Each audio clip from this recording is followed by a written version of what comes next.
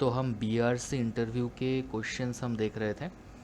तो next session हम शुरू करते हैं, और 2-3 सेशन होगा एंड इस पे हम कंप्लीट करेंगे जितना भी मतलब यहाँ पर आपको टोटल 15 से 20 लोगों का इंटरव्यू एक्सपीरियंस का क्वेश्चंस मिलेगा।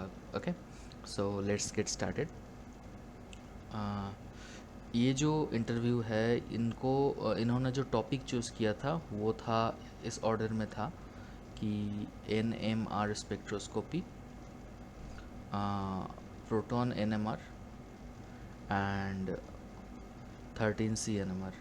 एंड ये जो कैंडिडेट है, ये मैं जिस रिसर्च ग्रुप में था पहले, तो वहाँ पे ये मेरे सीनियर थे। ठीक है, तो फर्स्ट ये टॉपिक हो गया। सेकंड है thermodynamics. Second topic thermodynamics. Third topic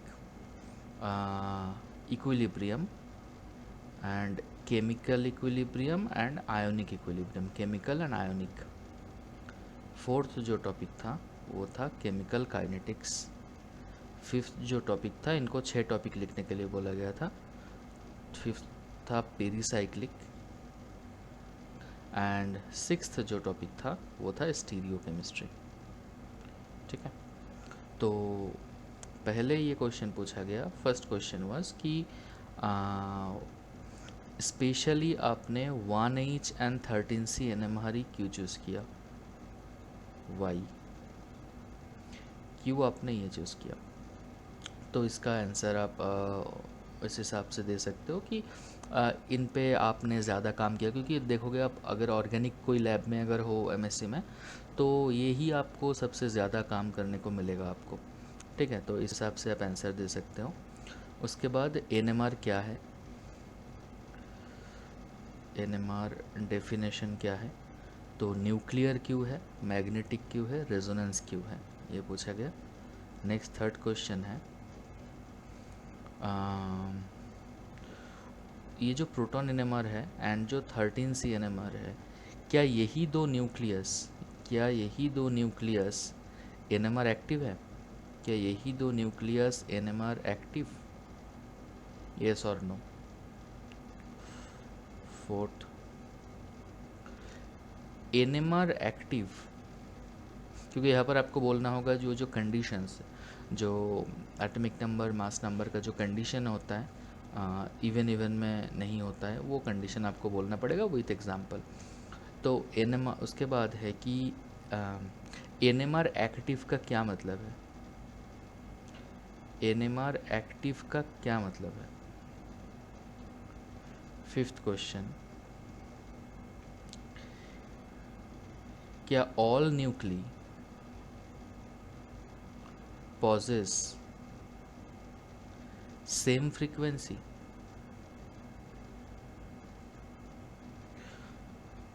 क्या सभी न्यूक्ली जो है वो सेम फ्रीक्वेंसी पे रेजोनेट करता है, या अलग अलग फ्रीक्वेंसी भी हो सकता है? फॉर एग्जांपल यहाँ पर दो केस बन सकता है। मान लो एक प्रोटॉन 1H NMR है, 1H न्यूक्लियाई है, एंड एक 13C न्यूक्लियाई है, क्या वो सेम फ्रीक्वेंसी पे रेजोनेट करेगा? दूसरा क्वेश्चन ये हो सकता है कि 1H का एक न्यूक्लियस है, दूसरा एक 1H का न्यूक्लियस है, मतलब एक जगह पे बहुत सारा प्रोटॉन 1H है, प्रोटियम है, प्रोटॉन है। ठीक है, तो ये क्या सभी सेम फ्रीक्वेंसी पे, ऑलवेज सेम फ्रीक्वेंसी पे रेजोनेट करेगा? Next question, decoupled 13C NMR क्या है? What is decoupled 13C NMR? 7, 13C NMR में 13C NMR में हम CC कपलिंग को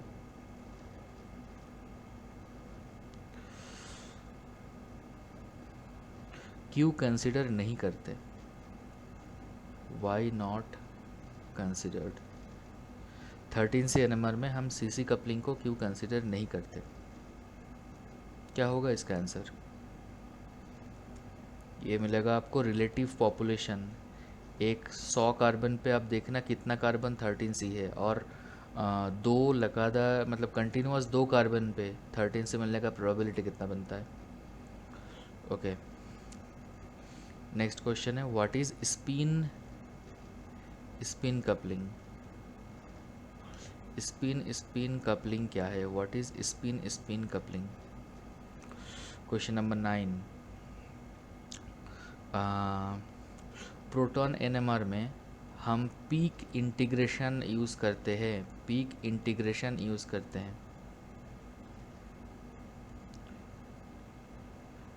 क्या 13C में भी पीक इंटीग्रेशन एप्लीकेबल है तो क्यों है, नहीं है तो क्यों नहीं है।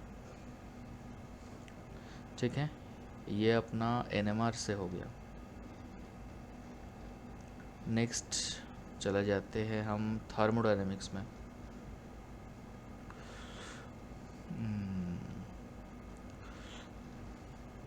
थर्मोडायनेमिक्स का first question, what we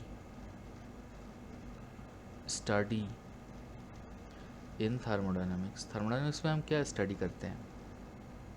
second, क्या हीट को कंप्लीटली 100% वर्क में कन्वर्ट किया जा सकता है।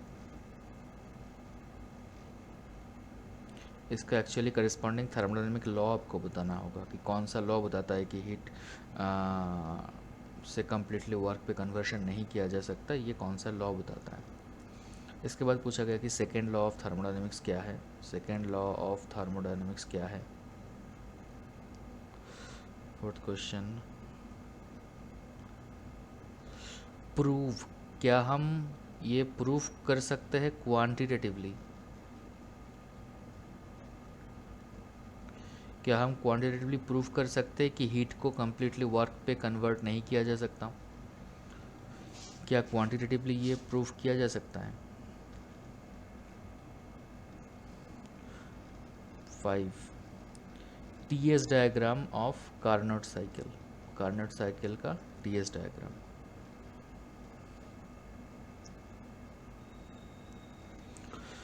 नेक्स्ट क्वेश्चन पे, नेक्स्ट सेट ऑफ क्वेश्चन पे चले जाते हैं हम इक्विलिब्रियम पे चले जाते हैं अब। ठीक है, ओके, इक्विलिब्रियम का first question, right water equilibrium. Water के इक्विलिब्रियम लिखना मतलब एक्चुअली सॉलिड लिक्विड गैस का जो इक्विलिब्रियम है वो लिखना है। यूटेक्टिक सोल्यूशन क्या है, what is eutectic solution. Third, what is triple point.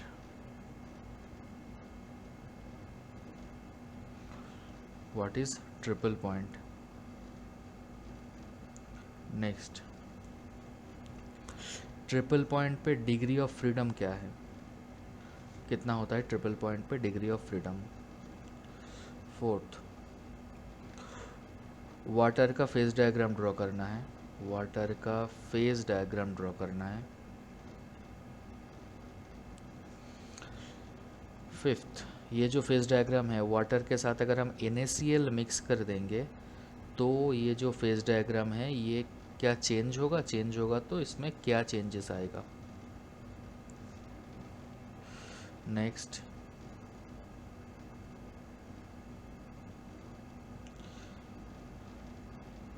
Zn2+, zinc 2+, cadmium 2+, ये एक सॉल्यूशन में है। क्या आयोनिक इक्विलिब्रियम की कंसेप्ट को यूज़ करके कैन यू सेपरेट देम।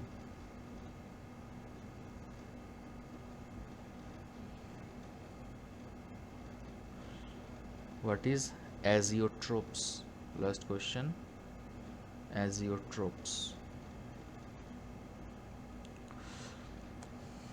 ठीक है, ये इक्विलिब्रियम से क्वेश्चंस हो गए। नेक्स्ट आ गया स्टीरियो केमिस्ट्री से।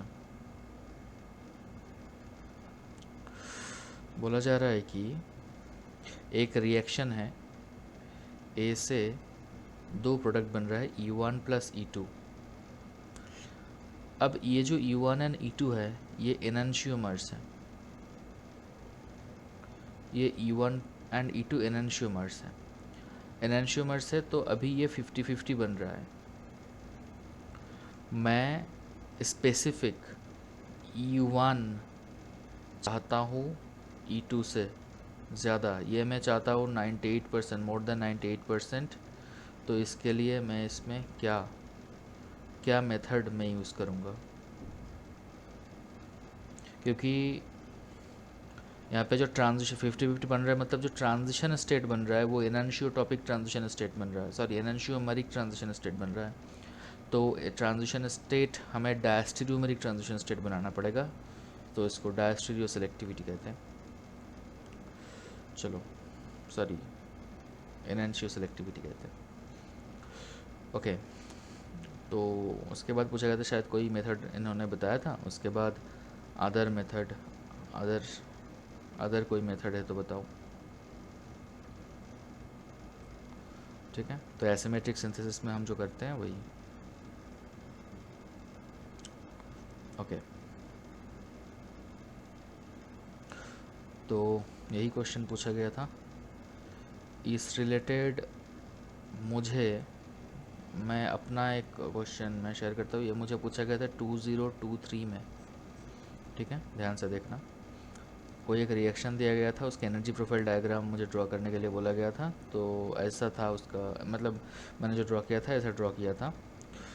तो मुझे पूछा गया था यहाँ पर जो एनर्जी है और यहाँ पर रिएक्शन कोऑर्डिनेट है, तो ये एनर्जी कौन सा एनर्जी है, ठीक है, फ्री एनर्जी है कि काइनेटिक एनर्जी है कि पोटेंशियल एनर्जी है कि सब मिला के है कि इंटरनल एनर्जी है, और ये जो रिएक्शन कोऑर्डिनेट है ये इसमें क्या क्या कंपोनेंट्स आता है, ठीक है। पॉइंट ए और पॉइंट बी यहाँ पे क्या डिनोट करता है, ये जो point a and point b है, क्या fraction of molecule greater than activation energy, जिनके पास एक्टिवेशन एनर्जी से ज़्यादा एनर्जी है उतना फ्रैक्शन ऑफ मॉलिक्यूल के साथ क्या पॉइंट ए एंड बी का कोई रिलेशन है। मेरा इंटरव्यू लगभग आधा घंटे से ऊपर इसी टॉपिक पे चला था, ठीक है। अब यहाँ पे लास्ट पूछा गया था कि इसका मतलब ये सब डिस्कशन में मैं इतना एग्जॉस्ट हो चुका था, उसके बाद कहा गया था कि अब यहाँ पर टेम्परेचर बढ़ाएंगे तो इस ग्राफ के क्या क्या पॉइंट कहाँ कहाँ शिफ्ट होगा इसी ग्राफ के ऊपर ड्रॉ करके बताओ, ठीक है। तो ये मैं नहीं जवाब नहीं दे पाया था उस टाइम पे, मैं नहीं सोच पाया था कि क्या होगा। तो ठीक है, और भी क्वेश्चन देखते हैं हम। ये तो हो गया, एक कैंडिडेट का हो गया, दूसरा देखते हैं, क्योंकि आपका इंटरव्यू भी पास ही आ रहा है ना ऑलमोस्ट। चलिए नेक्स्ट जो कैंडिडेट है जिन्होंने टॉपिक बताया था अपना, एक नंबर पे उन्होंने बताया था थार्मो, 2 नंबर पे बताया था काइनेटिक्स, 3 नंबर पे उन्होंने बताया था फिज़िकल स्पेक्ट्रोस्कोपी, फिज़िकल स्पेक्ट्रा के लिए बैनवेल पढ़ना, ठीक है। और इसके लिए तो आप के.एल. कपूर पढ़ सकते हो। बहुत लोग अजय कुमार सजेस्ट करते हैं वो सब मत पढ़ो, ठीक है। वो एक बुक में सारा दुनिया का फिज़िकल केमिस्ट्री का कंसेप्ट घुसा रखा है, तो वो मत पढ़ो, ठीक है, नॉट सफिशिएंट। ओके, और अब मैक्यूरी साइमन भी पढ़ सकते हो। मैक्यूरी साइमन का एक वो आता है, मतलब एक ब्लैक कलर का बुक आता है, ठीक है, पूरा ब्लैक कवर है उसका, तो वो भी आप पढ़ सकते हो। वो काफ़ी एडवांस्ड है, मतलब वो थोड़ा सा रिसर्च ओरिएंटेड है, और काफ़ी चीज़ें वो जैसे बार्क में इंटरव्यू में आप देखोगे कि ज़्यादातर कोई भी सवाल हो वो ग्राफ के रिलेटेड या जो स्पेक्ट्रोस्कोपी से कनेक्ट करके पूछा जाएगा या स्टैटिस्टिक्स से कनेक्ट करके पूछा जाएगा। तो वो जो बुक है वो थोड़ा सा मॉडर्नाइज्ड ऐसे है कि उसमें ग्राफ्स है, उसमें लेटेस्ट डेरिवेशंस है, उसमें मतलब इंटीग्रेशन वगैरह है, क्वांटम के साथ उसका कनेक्ट करके बोला गया है। इस मतलब ऐसा बहुत सारे चीज़ आपको मिलेगा जो कि नॉर्मल जो अपना इंडियन ब्रांड के बुक्स है उसमें नहीं मिलता। ठीक है, चलो। फोर्थ टॉपिक उन्होंने बताया था इक्विलिब्रियम। फिफ्थ टॉपिक उन्होंने बताया था पेरीसाइक्लिक। वैसे यही सेम सेट मैंने भी बताया था सेकेंड टाइम जब मैं इंटरव्यू दिया था, मेरा सेकेंड अटेम्प्ट में। ओके, तो शुरू करते के क्वेश्चन शुरू थर्मोडायनेमिक्स से किया गया था। फर्स्ट क्वेश्चन ये है कि बताओ फर्स्ट लॉ ऑफ थर्मोडायनेमिक्स क्या है। सेकंड क्वेश्चन बताओ एंट्रोपी क्या है।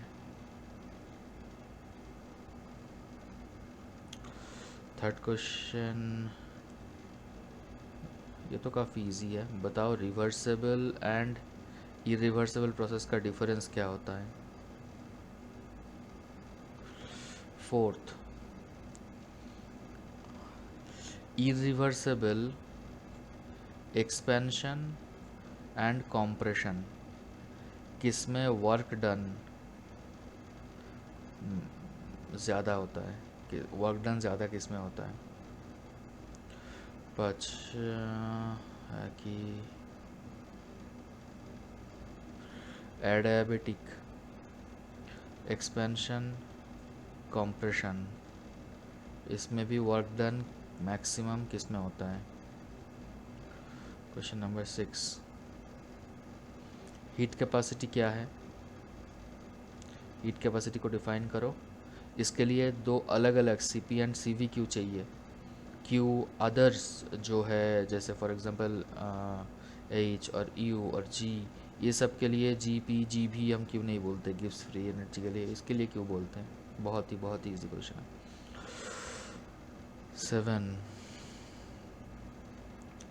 एक इक्विलिब्रियम ड्रॉ करो और उसका थार्मोडायनामिक एस्पेक्ट बताओ। मतलब थार्मोडायनामिक्स कैसे चेंज होता है, कि इक्विलिब्रियम के कंडीशंस चेंज करने पर थार्मोडायनामिक्स कैसे अफेक्ट होता है। क्वेश्चन नंबर 7 हो गया।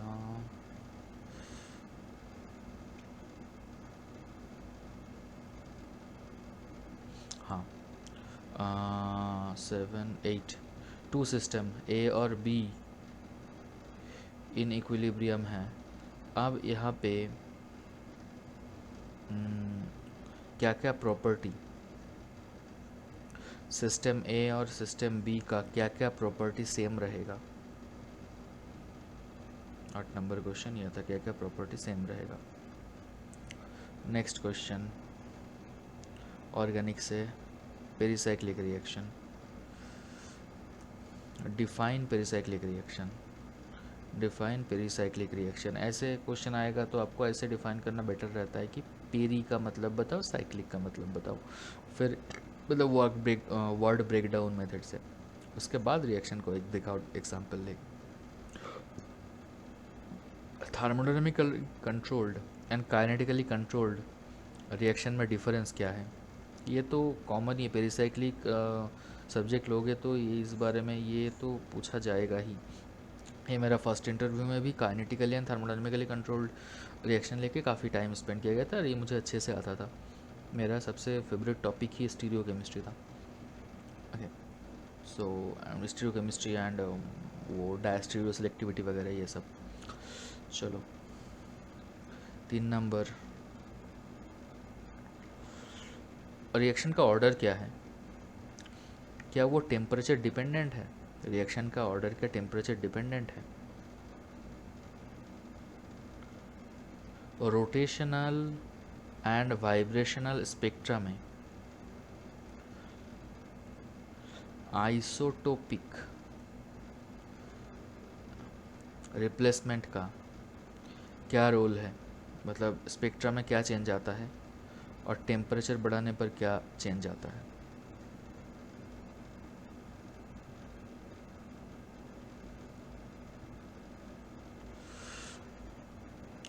5, translational, rotational, vibrational and electronic जो स्पेक्ट्रम है वो इन सिंगल ग्राफ ड्रॉ करो, इन सिस्टम सिंगल सिस्टम के लिए ये ड्रॉ करो।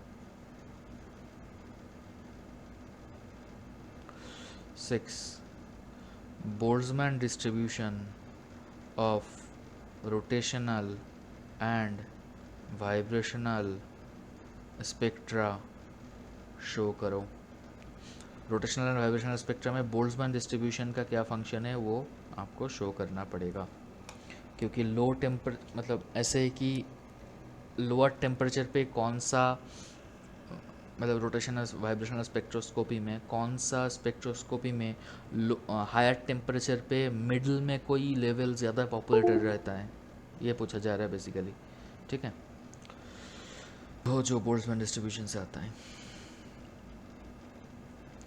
अब ये जो बोल्ट्जमैन डिस्ट्रीब्यूशन है इसके ऊपर टेम्परेचर का इफेक्ट क्या है। ठीक है, उसके बाद यहाँ पर लिखता हूँ मैं, आप लिख लेना। रोटेशनल एंड वाइब्रेशनल स्पेक्ट्रा में इसका सिलेक्शन रूल क्या है, सिलेक्शन रूल क्या है, कंडीशन क्या है, कौन एक्टिव होगा कौन इनएक्टिव होगा, एजियोट्रोप क्या है, क्वेश्चन है एजियोट्रोप क्या है। ठीक है, ये हो गया, 2 कैंडिडेट का हो गया, और थोड़ा बहुत ही बचा है।